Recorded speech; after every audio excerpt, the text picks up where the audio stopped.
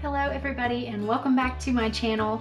Today I'm going to do a little bit of a different video. I am not a hair channel or a makeup channel. That's not typically my content that I share, but I have shared this braid a few times on Instagram and I've had people ask me how I do it. So today I'm going to share with you what I am calling my signature summer braid.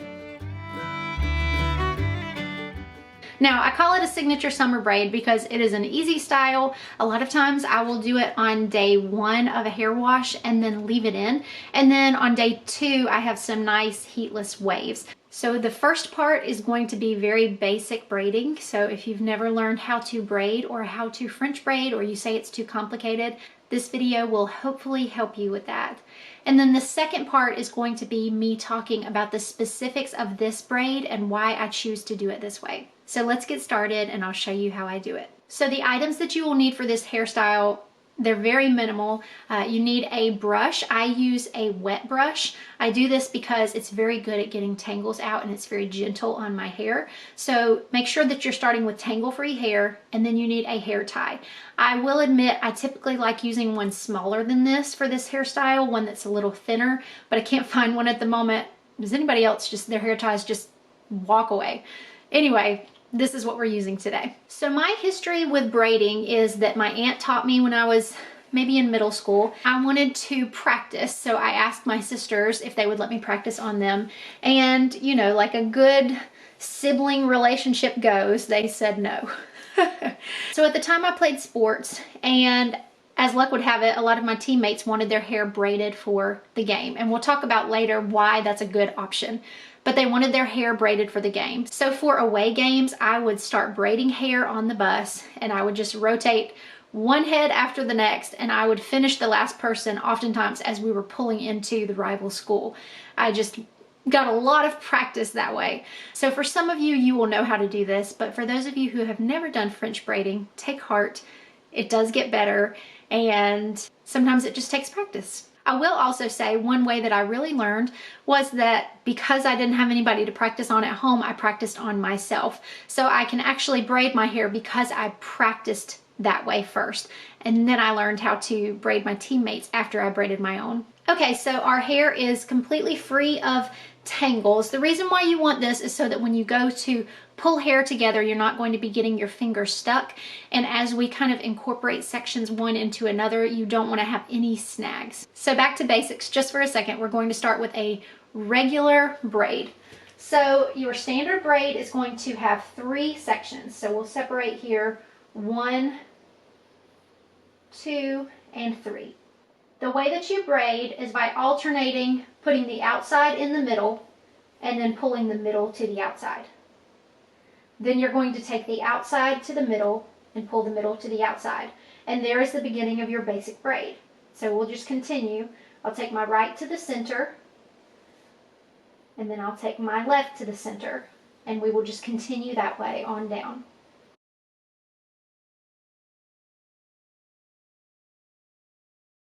So what I have here is a standard braid. Standard braids are great. They are common.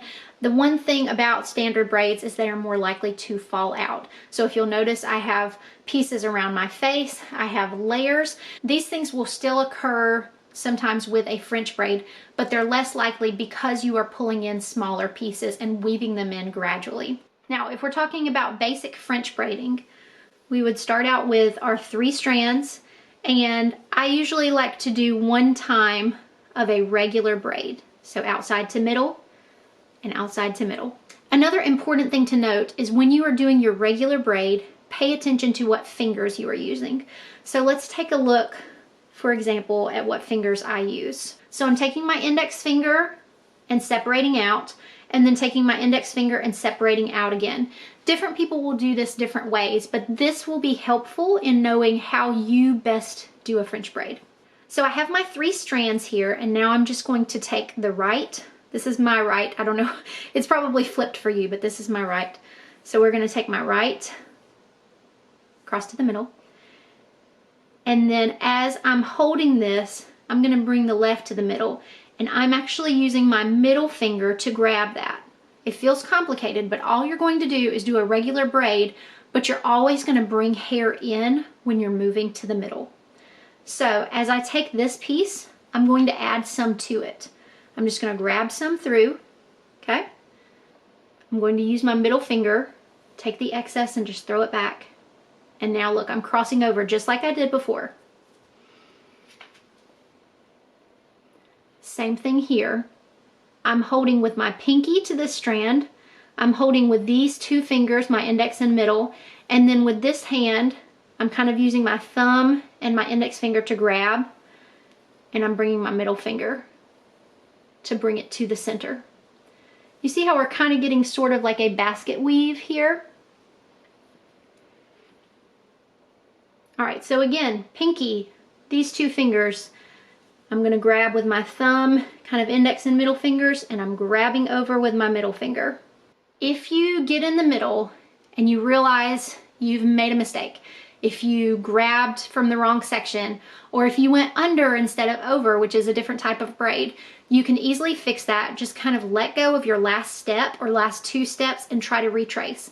If you lose your way, you can just start over. Also, if I get in a situation where I don't have smoothness, so for example, you can see I kind of take and smooth this out before I get started, but let's say I didn't and I have some sort of bump that I don't like. Again, all I have to do is go back a step, smooth that out, and then I can continue on.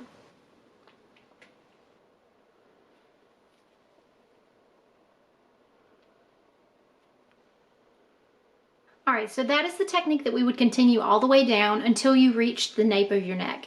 And then at that point, you have no more hair to pull in, so you would just switch to a standard braid and bring it down as far as you wanted. And you can see here that now we have a weave. It is more of an interwoven braid, and it is less likely to fall out, which makes it a good option for swimming or for playing sports, or just when the weather is hot and you want your hair to stay put. Now, to step into the bit of the signature summer braid. So I actually just do one braid down the center. The main difference with my signature summer braid is that I don't start in the front. I find for me personally, it is very unflattering to start my braid here and have all of this hair pulled back. I also feel the same way most of the time when I do a bun. I still try to maintain some semblance of a part and some semblance of some volume at the top as opposed to just being directly pulled back. That just seems to work best for my face shape and my preferences. You can do whatever you like. So for the signature summer braid, we are going to do a single French braid down the back of the head, but we are going to start with a larger section. Really what it should look like from the front is I can't tell if her hair is pulled into a low ponytail or if it's halfway up or if it's a braid. From the front, you really cannot tell because half of it is already pulled up. So my part is actually a little further over than I want it to be here. So I'm going to adjust that and then we'll start the braid. All right, so you can see here we have the makings of our signature braid. We have half of the hair up. And of course, you know, I could easily just clip this up and be done. Or I could do a regular braid and just bring that down and have a half up look. But I want all of my hair to go up. So I'm gonna do the same thing that I did with that French braid that I showed you. I'm gonna start a regular braid and then I'm going to start pulling hair in. All right, so here I'm doing the same thing that we did with that standard braid, and I'm separating into 3 sections. So I'm showing you there that I'm pointing to my middle finger because I'm using that to pull that outside section over. Okay, so I'm gonna try to show you here. I just did that first standard braid. So now I'm using my index and my thumb to gather hair and add it to that outside piece. And then I just crossed it over the center. Same thing again. Gathering with kind of my index and middle of my right hand. And then while I'm holding it with my left, I'm using that right hand to smooth it out. So this may take some practice, but this will keep your braid nice and smooth and it will kind of limit the amount of bumps that you have. So again there, I'm grabbing with my index and middle, and then you see I'm coming back and kind of alternating between smoothing with my left hand and then grabbing with the middle finger of my right hand. So I'm just going to continue this method. Right about the time that we moved into the little house, our hairdryer died, and we thought we'll just supplement with one from the thrift store until we find one that we like. Well, I am very used to drying my hair with adjustable heat settings and adjustable speed settings. So I always dry my hair on low heat and on low speed. The particular hair dryer that we bought from the thrift store actually didn't have that, and I found that my ends were getting really damaged. So if they look a little damaged here, it's because they are. I need a good haircut, and that was just a good lesson to me that your hair dryer really matters. This last step that I'm doing here is sweeping along the nape of my neck to make sure that I didn't leave any hairs behind. You always want to make sure that you do that at the end of your braid. All right, so I've reached the point where I am at the nape of my neck. I have all of my hair incorporated. I could feel as I was grabbing that one of my sections is slightly smaller than the rest.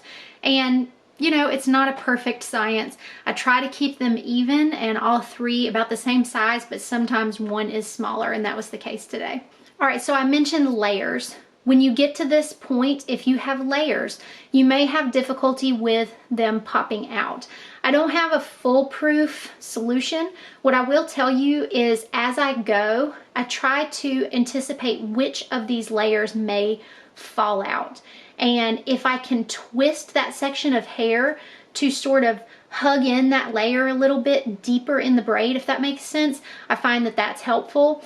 Even still, with my layers being cut the way they are, sometimes I will just have to undo this bottom section and re-braid it once or twice throughout the day.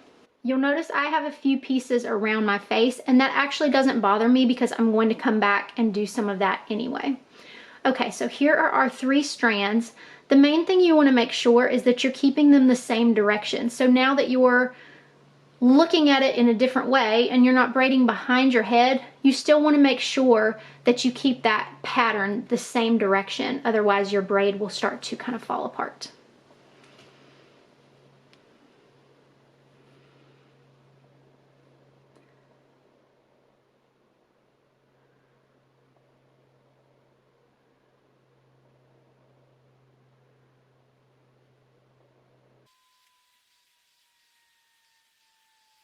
All right, so I have reached the end here. It's not perfect. You can see that some of my layers are starting to peek out a little bit, but that's okay. So we're gonna go ahead and fasten the hair elastic just to where it feels comfortable. All right, so now I have my braid going down the back. One hair person that I really recommend following is Kate from the Small Things blog. And when she talks about doing her messy bun, which is kind of an inspiration for how I do my bun, she takes open hands and she says to just run your hands along and just kind of gently pull. So that's what I'm doing here. I'm not being aggressive.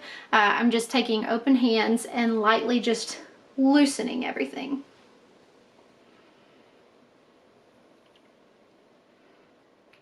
From there, if I want to pull any little pieces down here, I will. And then that braid, you can choose to either rest it over to the side or just let it hang in the back.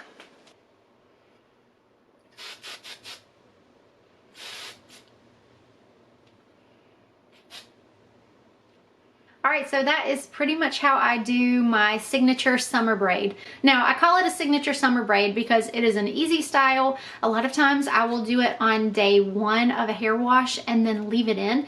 And then on day 2, I have some nice heatless waves. I call it a signature summer braid, but honestly, this would be a great back to school hairstyle as well. So I hope that you guys found this helpful. I know it's different than my normal content, but I wanted to share it with back to school coming up and also with summer activities still continuing. All right, you guys, thank you so much for watching. Thank you for spending your very valuable time on Yard Sale Squad. If you liked this video, please give it a thumbs up. And if you have not yet subscribed, make sure that you do that. I'd love to have you back. Thank you guys for watching, and I'll see you soon.